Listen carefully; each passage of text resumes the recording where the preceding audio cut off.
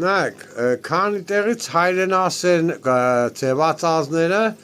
ժողովրդին բանկեն են դե գնացեք բոլորը մասնակցեք ընտրություններին, բայց ժողովուրդը արդեն չդեն ում ընտրեն, քան օրս կամ վաղ ամեկը տարբեր կուսակցությունների բան են եղել, իրանց կուսակցությունների վերավստահ չեն կանցլի իրանց կուսակցությանը ձայնը տան, ինչ եղել մոլորված կարի պես գնա դերտան չդեն ում այդ մոմենտի մեջ են մի ժողովուրդը, քան օրը չլսիկ են վաղտոր կսեի կուսակցություններից փոք եկեք,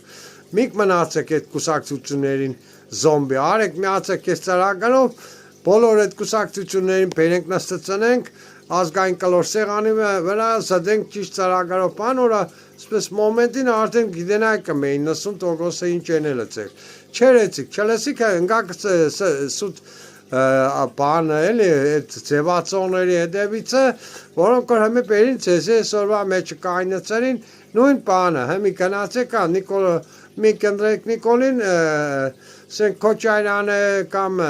եսիմ Սամվել Կարապետյան բան, էլ նույն ռուսական ագենտները չեն, ինչ տարբեր, ինձ համար լիզմ տարբերություն չկա, նիգե, որովհետև ամեն ուկազանին թե Նիկոլը, թե